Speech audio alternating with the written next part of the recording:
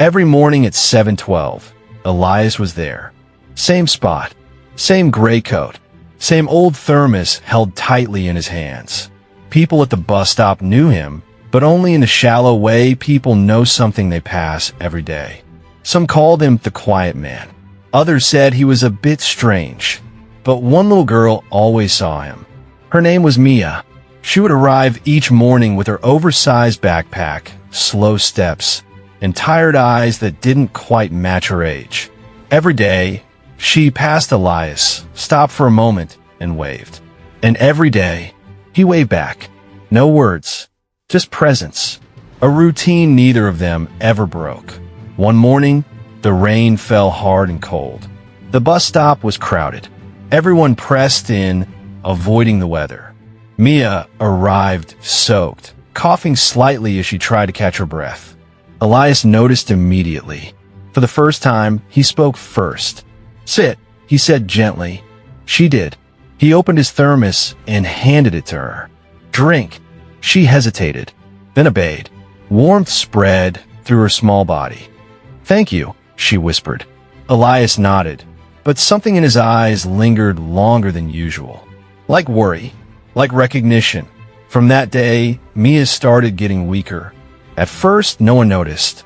She still came to the bus stop, still waved, still smiled, but she was slower, paler. Elias noticed everything. One morning, she didn't wave.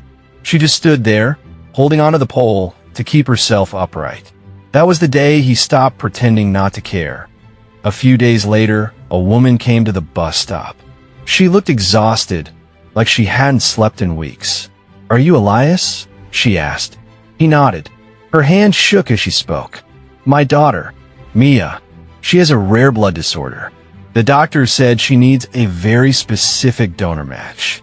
She paused, then added softly, "They said it's almost impossible." Elias went still. "What type?" She told him, and something in his face changed, like a door in his memory had opened.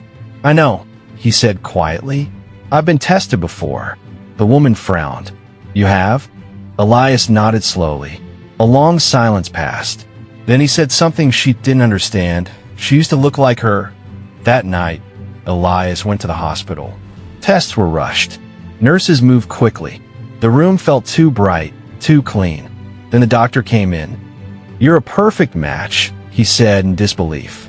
"You're the only one who can save her." The woman broke down crying. Mia, lying in the bed, barely opened her eyes. But when she saw Elias, she smiled faintly. "You came," she whispered. Elias stepped closer. "I always do," he said. The procedure was scheduled for the next morning. Before it began, Mia held his hand. "Will it hurt?" she asked softly. "No," Elias lied gently. She nodded like she believed him. Then she whispered, "I don't want you to go away like my parents did." Elias froze. For a moment, the truth almost came out. But he only said, "I won't leave you." The operation began at 7:12. The same time he always stood at the bus stop. Machines beeped. Lights hummed. Time moved strangely in that room.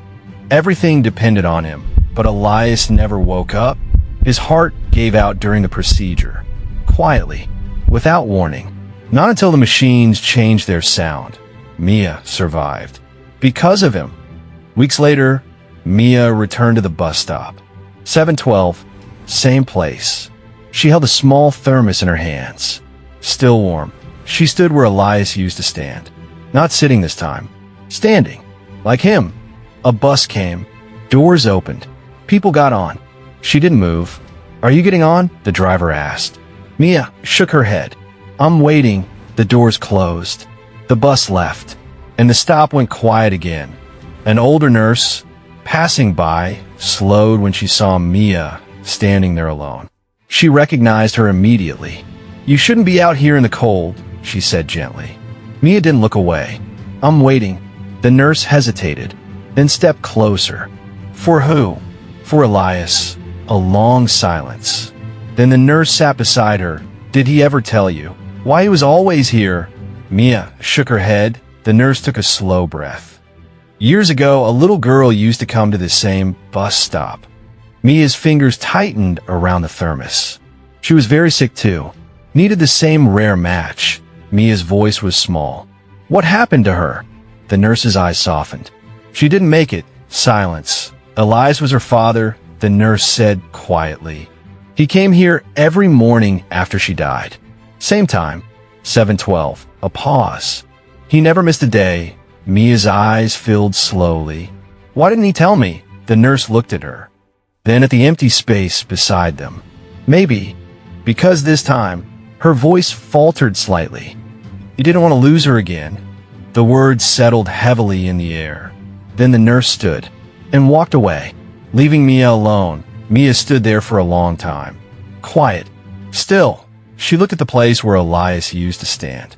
Then slowly, she lifted her hand and waved a small, gentle wave. Not waiting this time.